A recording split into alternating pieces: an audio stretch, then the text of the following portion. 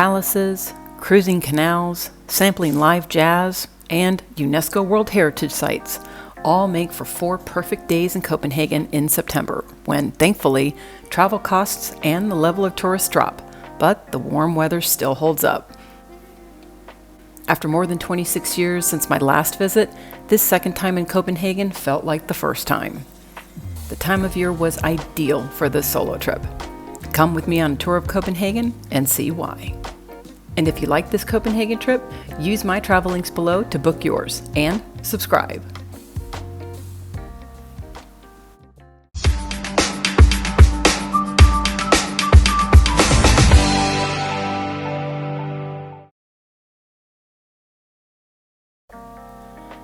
Extremely jet-lagged from the red-eye flight, I took it easy on day 1. Copenhagen also kicked off my multi-country trip, so I also needed to watch my budget. Instead of splurging on dining in this pricey capital city, I focused my stay on free things to do and self-guided trips, combined with some paid entries and activities, as well as some live music, as Copenhagen is great for live jazz.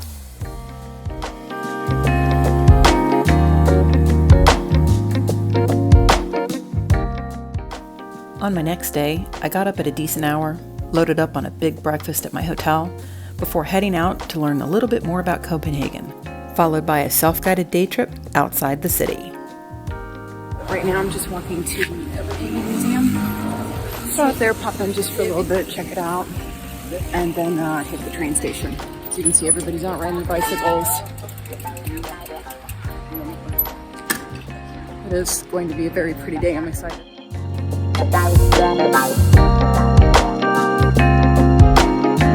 I've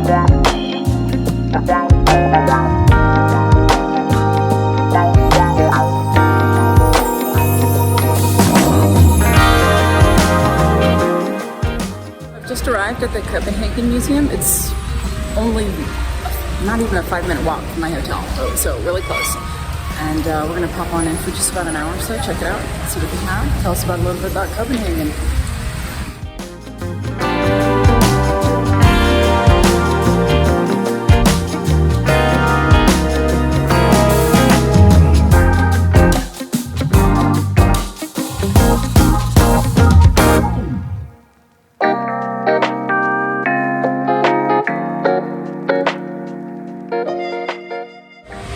I highly recommend going to this museum and checking it out first before you do anything else. The Danes here do a really good job of just mixing the modern with the old building, and it's really a beautiful display. Now I'm gonna go just grab a snack for the train and head on to the Kronborg Castle, which is a 45-minute ride by train outside, just north of the city. It'd be nice and a leisurely day.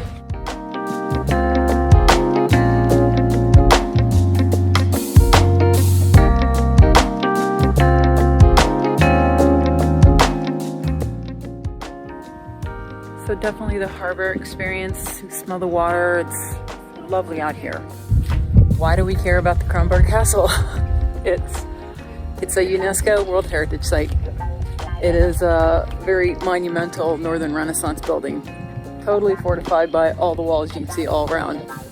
And it's more famously known as being Elsinore in the play Hamlet. There are plenty of tapestries and everything, so I've read inside.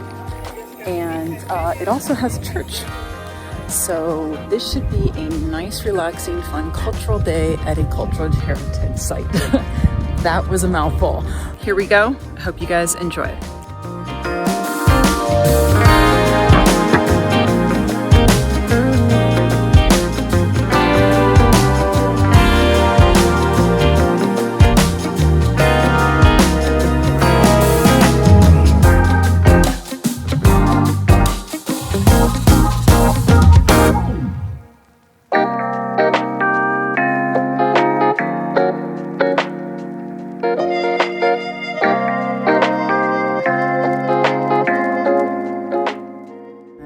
I am out on the grounds. I highly recommend you take a walk around when you're done. It's absolutely beautiful here. Behind me is the town of Helsingor. I highly recommend you come out here. You know, beat the crowds, get better prices, and still enjoy amazing weather. Come to come to Denmark in early September. You will not regret it. And when you're here, of course, hit Helsingor and the Kronborg Castle. Okay, you'll enjoy it.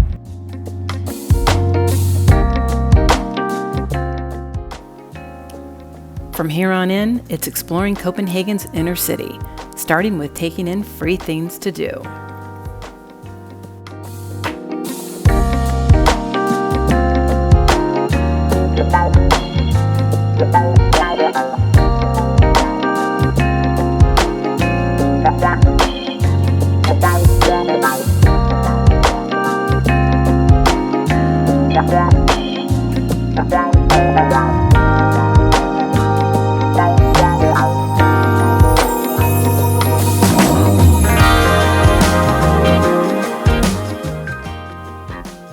Incredible weather allowed for outdoor dining on classic Danish cheap eats in a classic Copenhagen setting.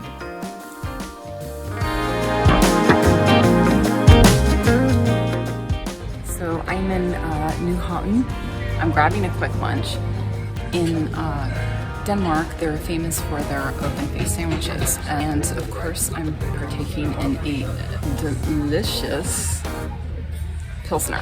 So I'm hoping to enjoy my open-faced sandwich and then keep cruising on down the road to catch the changing of the guard.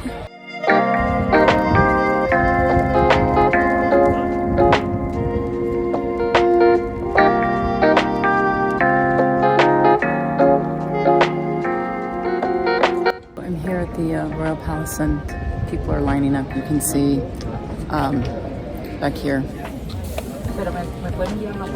to see the changing of the guard, which happens at noon every day.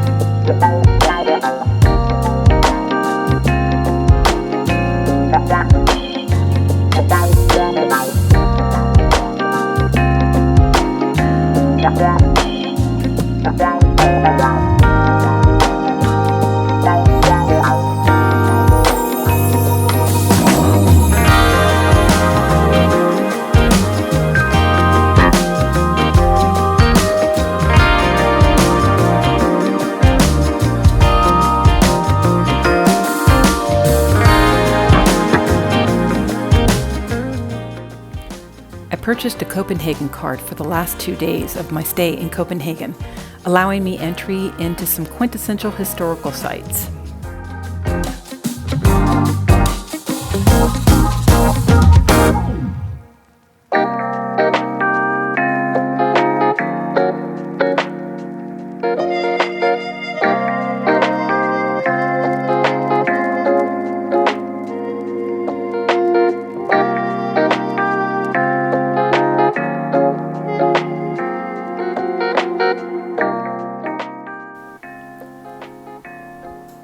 As well as finishing a long day on a guided tour of the canals.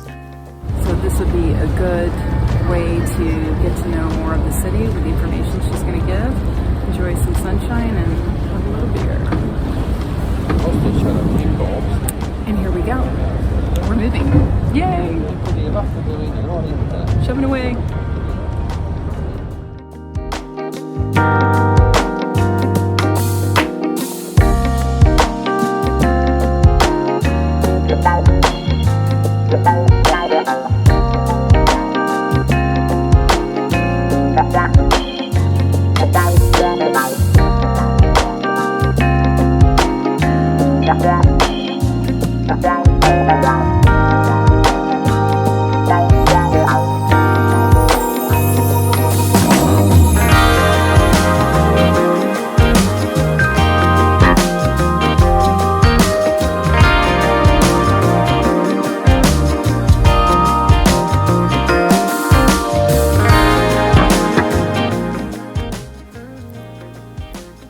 Again, with my Copenhagen card in hand, the last day was more self-guided exploration.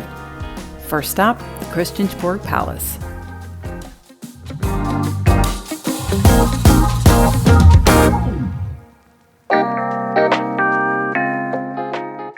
Have I mentioned I really like being in Copenhagen in September? Because with so few tourists, it's like having the Christiansborg Pause all to yourself.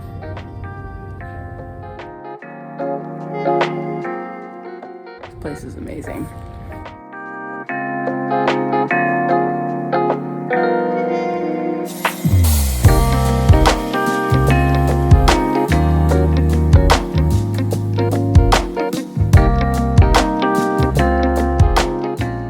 One thing I just want to note here in Copenhagen is that everyone is extremely helpful and nice, and practically everyone speaks English, but that does not stop me from, offering the taler du engelsk. I always get that wrong, but I try anyway. I don't care if I look like an idiot or not, but at least I'm trying. That's the most important thing.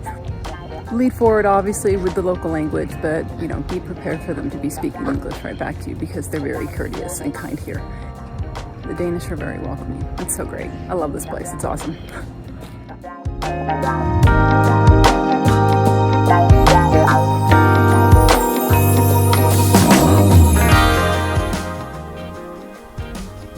I found more cheap eats at a Pilsner stand for lunch. They are everywhere in Copenhagen.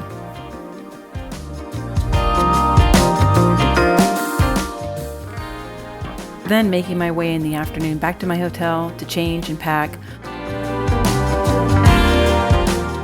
for one big night out before saying farewell to Copenhagen.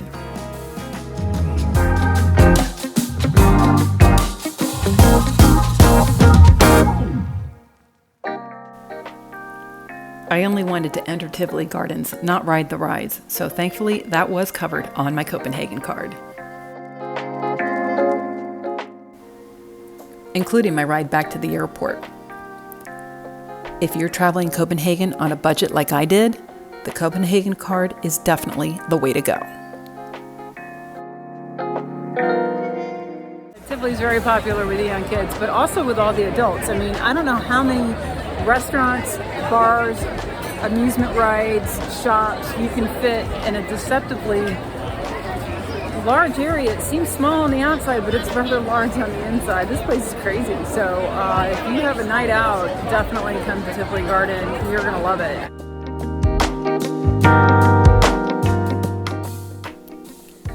And you'll love the jazz clubs.